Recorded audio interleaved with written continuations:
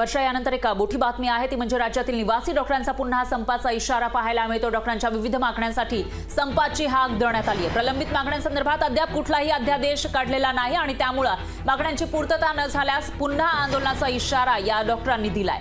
केंद्रीय मार्चचे अध्यक्ष डॉक्टर अभिजित हेलगे यांनी हा इशारा दिला आहे आणि त्यामुळे रुग्णसेवेवर मात्र परिणाम होण्याची शक्यता आहे। तर निवासी डॉक्टरांनी संपाचा इशारा दिला आहे आणि त्यामुळे आता कसं चित्र असेल ते बघावं लागणार आहे। तर ज्या काही मागण्या आहेत या डॉक्टरांच्या त्या अद्यापही पूर्ण झाल्या नाहीयेत, अध्यादेश काढलेला नाहीये त्याविषयी आणि त्यामुळे मागण्यांची पूर्तता न झाल्यास पुन्हा आंदोलनाचा इशारा मार्चच्या या डॉक्टरांनी दिलेला आहे। केंद्रीय मार्चचे अध्यक्ष डॉक्टर अभिजित हेलगे यांनी तसा इशारा दिलाय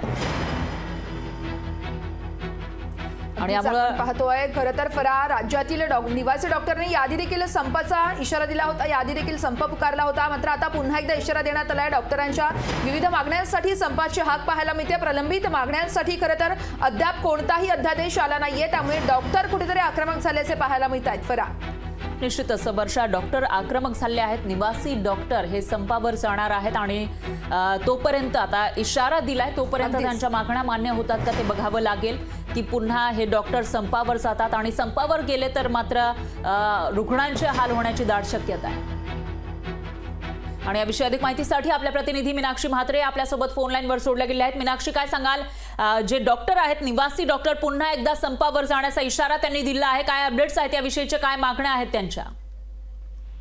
खरं आहे परा, कारण निवासी डॉक्टरांच्या अनेक मागण्या घेऊन ते अजित पवारांच्या दालनात देखील बैठक झाली होती। आपण सुरुवातीला त्यांच्या मागण्या काय आहेत हे जाणून घेऊया, कारण निवासी डॉक्टरांच्या वसतिगृहाची जी सुविधा आहे त्यांना देण्यात यावी, सोबतच विद्या वेतन जी आहे यामध्ये वाढ आणि इतर ज्या विविध मागण्या आहेत या पूर्ण करण्याचे उपमुख्यमंत्री अजित पवार यांनी आश्वासन दिलं होतं आणि 8 दिवसांमध्ये याचा जो निकाल आहे तो लावणार होते आणि ह्या ज्या मागण्या आहेत त्या पूर्ण करण्याचे आदेश देखील काढण्यात येणार होते। पण मात्र अद्यापही याबाबतचे आदेश जे आहेत ते काढण्यात आलेले नाहीयेत। पुढील 2 दिवसात याबाबत जो काही निर्णय आहे तो मार्चच्या डॉक्टरांकडून घेण्यात येणार आहे आणि त्यानंतर आपण पाहतोय की मार्चच्या संघटनेकडनं पुन्हा एकदा संपाचा इशारा जो आहे तो देण्यात आलेला आहे, कारण प्रलंबित ज्या मागण्या आहेत याबाबत कोणतेही आदेश जे आहेत ते अद्याप काढलेले नाहीत। त्यामुळे मागण्यांची जी पूर्तता आहे ही झालीच नसून हा पुन्हा एकदा आंदोलन जे आहे तो देखील करण्यात येणार आहे। त्यामुळे मार्चच्या डॉक्टरांनी आपण पाहतोय की केंद्रीय मार्चचे जे अध्यक्ष आहेत अभिजित हेलगे यांनी जी इशारा दिलेला आहे आणि त्यामुळे आता पुढे नेमकं काय होणार आणि 2 दिवसांचा जो वेळ दिलेला आहे